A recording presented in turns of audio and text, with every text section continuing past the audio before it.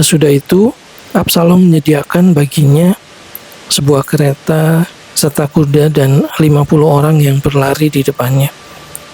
Maka setiap pagi berdirilah Absalom di tepi jalan yang menuju pintu gerbang. Setiap orang yang mempunyai perkara dan yang mau masuk menghadap raja untuk diadili perkaranya, orang itu dipanggil Absalom dan ditanyai, "Dari kota manakah engkau?" Apabila ia menjawab, "Hambamu ini datang dari suku Israel Anu," maka berkatalah Absalom kepadanya, "Perkaramu itu baik dan benar, tetapi dari pihak raja tidak ada seorang pun yang mau mendengarkan engkau." Lagi kata Absalom, "Sekiranya aku diangkat menjadi hakim di negeri ini, maka setiap orang yang mempunyai perkara atau pertikaian hukum boleh datang kepadaku dan aku akan menyelesaikan perkaranya dengan adil." Apabila seseorang datang mendekat untuk sujud menyembah kepadanya, maka diulurkannyalah tangannya, dipegangnya orang itu dan diciumnya. Cara yang demikianlah diperbuat Absalom kepada semua orang Israel yang mau masuk menghadap untuk diadili perkaranya oleh raja. Dan demikianlah Absalom mencuri hati orang-orang Israel. Sesudah lewat 4 tahun bertanyalah Absalom kepada raja, "Izinkanlah aku pergi, supaya di Hebron aku bayar nasarku yang telah kuikrarkan kepada Tuhan. Sebab hambamu ini ketika masih tinggal di Gesur di Aram telah bernasar demikian, jika Tuhan sungguh-sungguh memulangkan aku ke Yerusalem, maka aku akan beribadah kepada Tuhan." Lalu berkatalah raja kepadanya, "Pergilah dengan selamat." Maka berkemaslah Absalom dan pergi ke Hebron. Dalam pada itu Absalom telah mengirim utusan-utusan rahasia kepada segenap suku Israel dengan pesan, "Segera sesudah kamu mendengar bunyi sangkakala, berserulah, Absalom sudah menjadi raja di Hebron." Beserta Absalom turut pergi 200 orang dari Yerusalem.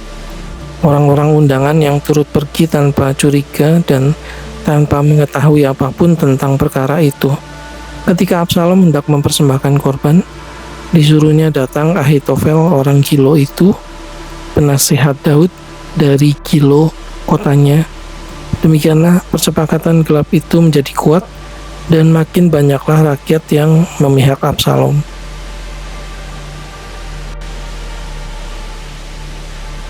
Lalu datanglah seorang mengabarkan kepada Daud, katanya, "Hati orang Israel telah condong kepada Absalom."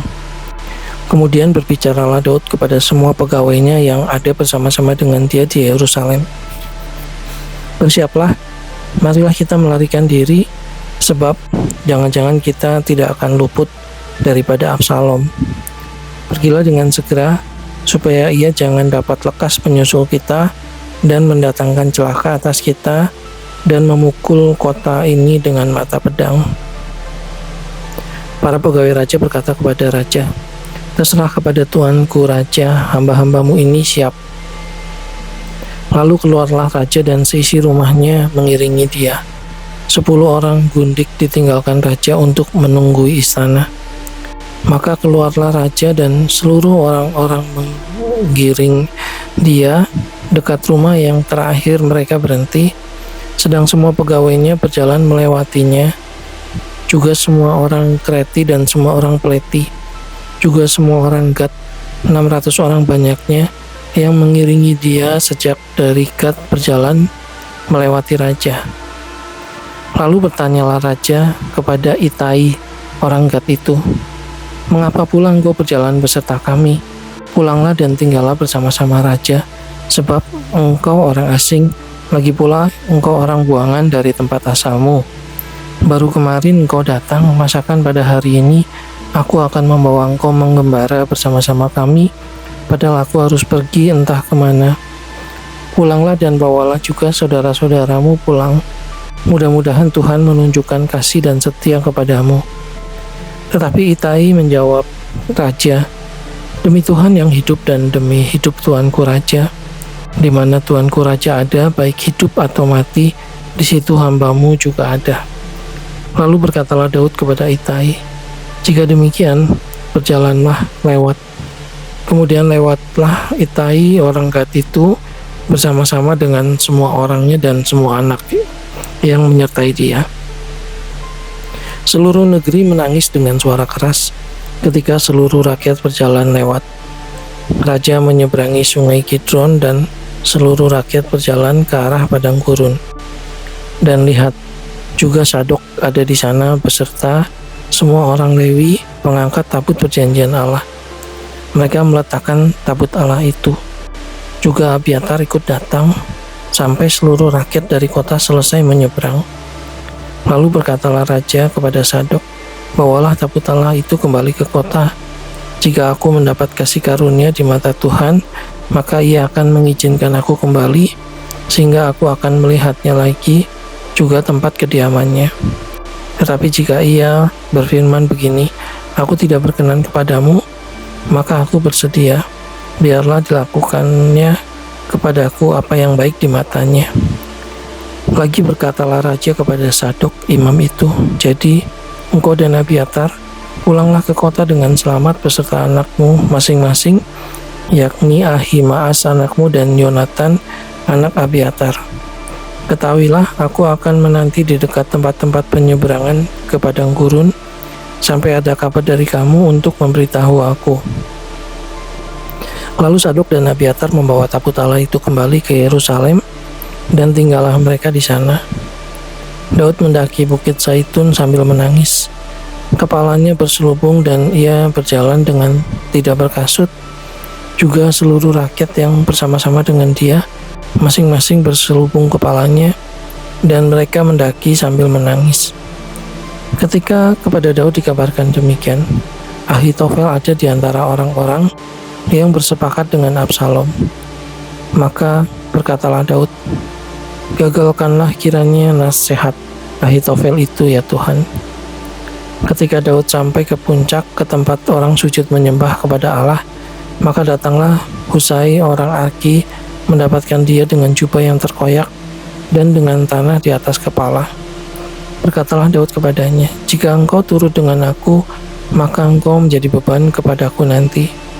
Tetapi jika engkau kembali ke kota dan berkata kepada Absalom, aku ini hambamu ya Raja, sejak dulu aku hamba ayahmu, tetapi sekarang aku menjadi hambamu. Dengan demikian kau dapat membatalkan nasihat Ahitofel demi aku. Bukankah Sadok dan Abiatar, imam-imam itu, ada bersama-sama engkau di sana? Jadi segala yang kau dengar dari dalam istana raja haruslah kau beritahukan kepada Sadok dan Abiatar, imam-imam itu. Ingatlah, di sana bersama-sama dengan mereka ada kedua anak mereka, Ahimaas anak Sadok dan Yonatan anak Abiatar. Dengan perantaraan mereka, haruslah kamu kirimkan kepadaku segala hal yang kamu dengar. Dan tibalah Husai sahabat Daud di Yerusalem tepat pada waktu Absalom masuk ke kota itu. Ketika Daud baru saja melewati puncak, datanglah Siba hamba Mefiboset mendapatkan dia, membawa sepasang keledai yang berpelana dengan muatan 200 ketul roti, 100 buah kue kismis, 100 buah-buahan musim panas, dan sepuyung anggur. Lalu bertanyalah raja kepada Siba, apakah maksudmu dengan semuanya ini? Jawab Siba, keledai-keledai ini bagi keluarga kerajaan untuk ditunggangi, roti dan buah-buahan ini bagi orang-orangmu untuk dimakan, dan anggur ini untuk diminum di padang gurun oleh orang-orang yang sudah lelah. Kemudian bertanyalah raja, di manakah anak tuanmu? Jawab Siba kepada raja, dia ada di Yerusalem, sebab katanya, pada hari ini kaum Israel akan mengembalikan kepadaku kerajaan ayahku. Lalu berkatalah raja kepada Siba, kalau begitu kepunyaanmu lah segala kepunyaan Mefiboset. Kata Siba, aku tunduk, biarlah kiranya aku tetap mendapat kasih di matamu ya tuanku raja. Ketika Raja Daud telah sampai ke Bahurim, keluarlah dari sana seorang dari kaum keluarga Saul, ia bernama Simei bin Gera, Sambil mendekati raja, ia terus-menerus mengutuk Daud dan semua pegawai Raja Daud dilemparinya dengan batu, walaupun segenap tentara dan semua pahlawan berjalan di kiri kanannya. Beginilah perkataan Shimei kepada waktu ia mengutuk, "Enyahlah, enyahlah, engkau penumpah darah orang Dursila. Tuhan telah membalas kepadamu segala darah keluarga Saul yang engkau gantikan menjadi raja. Tuhan telah menyerahkan kedudukan raja kepada anakmu Absalom. Sesungguhnya engkau sekarang dirundung malang karena engkau seorang penumpah darah." Lalu berkatalah Abisai, anak Seruya, kepada raja, "Mengapa anjing mati ini mengutuki tuanku raja? Izinkanlah aku menyeberang dan memenggal kepalanya." Tetapi kata raja, "Apakah urusanku dengan kamu, hai anak-anak Seruya? Biarlah ia mengutuk, sebab apabila Tuhan berfirman kepadanya, 'Kutukilah Daud,' siapakah yang akan bertanya, 'Mengapa engkau berbuat demikian?'" Pula kata Daud kepada Abisai dan kepada semua pegawainya, "Sedangkan anak kandungku ingin mencabut nyawaku, terlebih lagi sekarang orang Benyamin ini. Biarkanlah dia dan biarlah ia mengutuk, sebab Tuhan yang telah berfirman kepadanya demikian. Mungkin Tuhan akan memperhatikan kesengsaraanku ini dan Tuhan membalas yang baik kepadaku sebagai ganti kutuk orang itu pada hari ini." Demikianlah Daud melanjutkan perjalanannya dengan orang-orangnya, sedang Shimei berjalan terus di lereng gunung bertentangan dengan dia, dan sambil berjalan ia mengutuk, melemparinya dengan batu dan menimbulkan debu. Dengan lelah sampailah raja dan seluruh rakyat yang ada bersama-sama dengan dia ke Yordan, lalu mereka beristirahat di sana.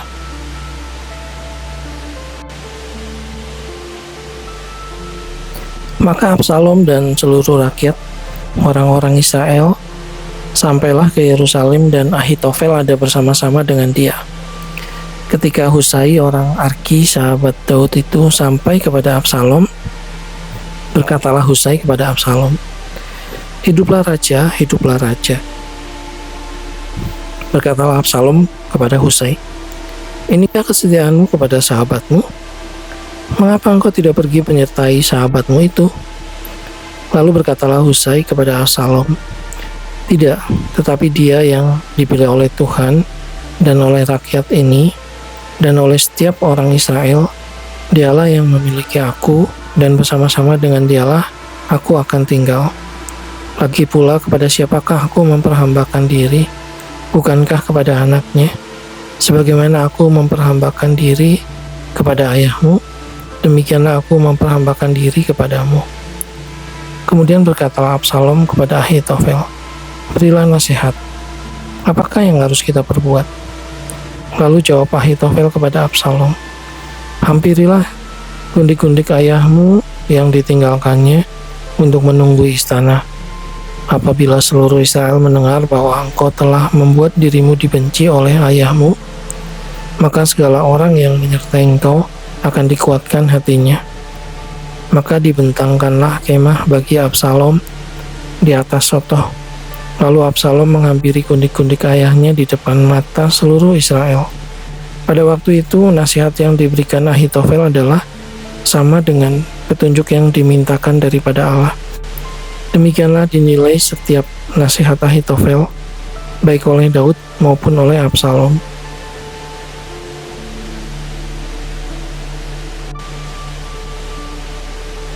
Berkatalah Ahitofel kepada Absalom, "Izinkanlah aku memilih 12.000 orang, maka aku akan bersiap dan mengejar Daud pada malam ini juga.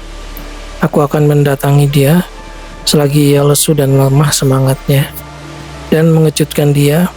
Seluruh rakyat yang ada bersama-sama dengan dia akan melarikan diri, maka aku dapat menewaskan raja sendiri.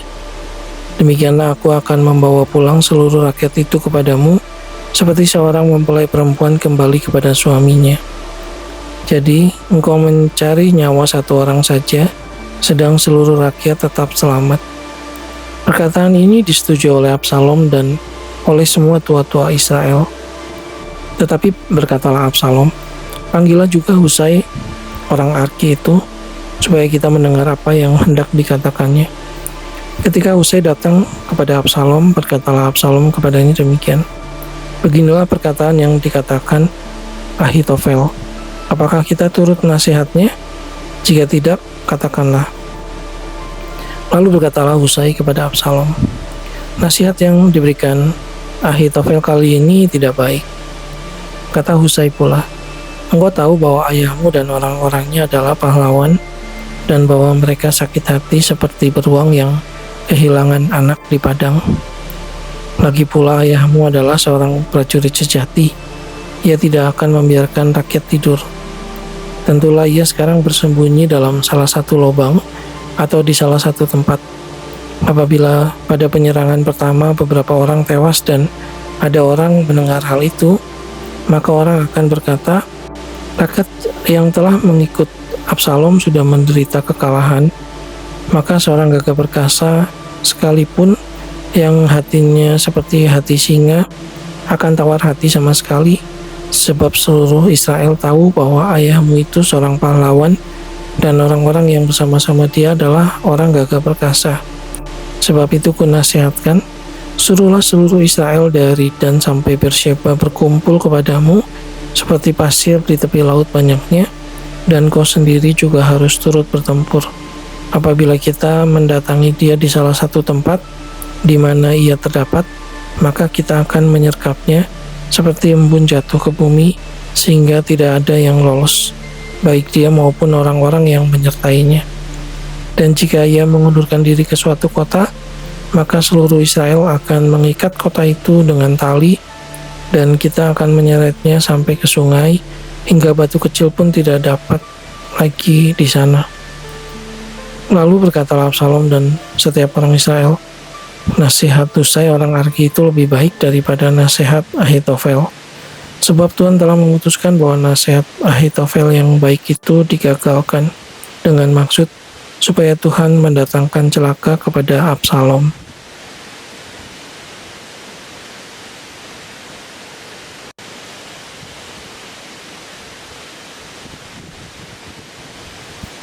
Sesudah itu berkatalah Husai kepada Sadok dan kepada Abiatar imam-imam itu, "Ini dan itu dinasihatkan Ahitofel kepada Absalom dan kepada para tua-tua Israel, tetapi ini dan itu kunasihatkan.